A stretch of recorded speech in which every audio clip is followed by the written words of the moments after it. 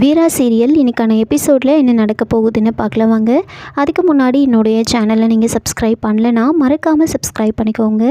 பக்கத்தில் இருக்கிற பெல் பட்டனையும் ப்ரெஸ் பண்ணிக்கோங்க. கண்மணியோட அண்ணன் பாண்டியனோட ஃபோட்டோக்கு படையல் போட்டு சாமி கும்பிட்டுட்ருக்காங்க. கண்மணியை விளக்கேற்ற சொல்கிறாங்க. விளக்கேற்றினதுக்கப்புறமா கற்பூரம் காமிச்சிட்டு அவங்க அம்மா வந்துட்டு கண்மணிக்கு அட்வைஸ் பண்ணுறாங்க. இங்கே பாரு கண்மணி, அந்த வீட்டுக்கு நீ மூத்த மருமகளாக போக போகிற, நீ தான் அட்ஜஸ்ட் பண்ணிக்கிட்டு போகணும். அந்த குடும்பத்தில் இருக்கிறவங்க எல்லாரையும் நீ தான் நல்லபடியாக பார்த்துக்கணும், உன்னை நினச்சி அவங்க பெருமைப்படணும் அப்படின்லாம் அட்வைஸ் பண்ணிகிட்ருக்க. அப்போ கண்மணி மனசுலேயே நினைக்கிறாங்க, அது மட்டும் கண்டிப்பாக நடக்காதும்மா. அந்த குடும்பத்தை நான் என்ன பண்ணுறேன்னு மட்டும் நீங்கள் பாருங்கள். அவனை வந்து நான் பைத்தியக்காரனாக சுத்த வைக்க போகிறேன். ராமச்சந்திரன் குடும்பம் அப்படின்னு பெருமையாக சொன்னவங்க எல்லாரும் ராமச்சந்திரன் குடும்பமா சி அப்படின்னு சொல்ல வைப்பேன் நான் அப்படின்னு மனசுலேயே நினச்சிட்ருக்க. அவங்க நினைக்கிறதுக்கும் அங்கே விளக்கு ஏற்றி வச்சுருந்த அந்த விளக்கு வந்து அணைஞ்சிடும்.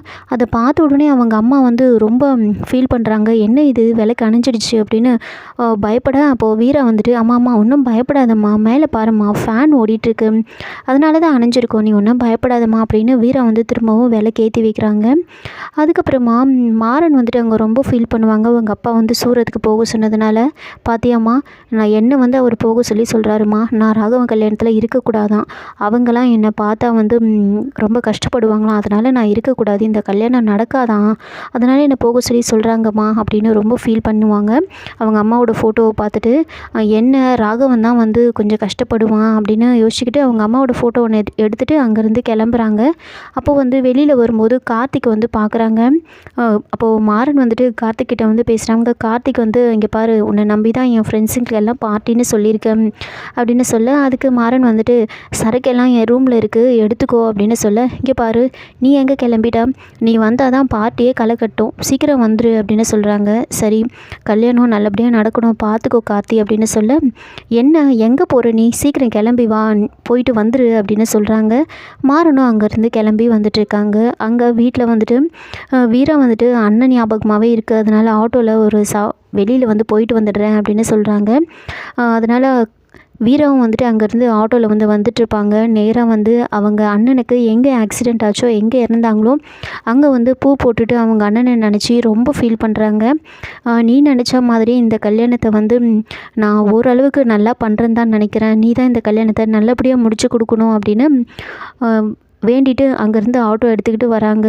இன்னொரு பக்கம் மாறன் வந்து ஃபுல்லாக குடிச்சிட்டு ஒரு கடையில் நின்று அவங்க ஃப்ரெண்ட்ஸ் கூட நின்று பேசிகிட்ருப்பாங்க.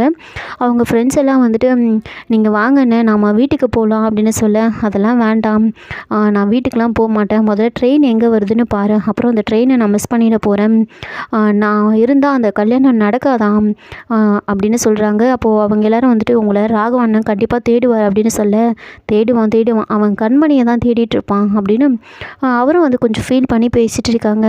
வீரா கரெக்டாக வந்து அங்கே மாறன் பேசிகிட்டு இருக்கிறத வந்து பார்க்குறாங்க.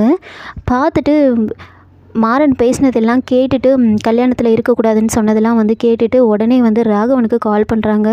ராகவன்கிட்ட வந்து விஷயத்தை வந்து சொல்கிறாங்க, இந்த மாதிரி மாறன் அங்கே இருக்கார் அப்படின்னு. அவனுக்கு இதே வேலையாக போச்சு, சரி நான் உடனே அங்கே வரேன் அப்படின்னு சொல்லிட்டு ராகவன், வள்ளி, கார்த்திக் இவங்க 3 பேரும் வந்து வந்துட்டுருக்காங்க. மாறன் வந்து குடிச்சிட்டு பயங்கரமாக வளரிட்டு இருப்பாங்க. வீரா வந்து அங்கேயே நின்றுட்டுருக்காங்க. ராகவன் நேராக வந்து மாறன்கிட்ட வந்து பேசுகிறாங்க.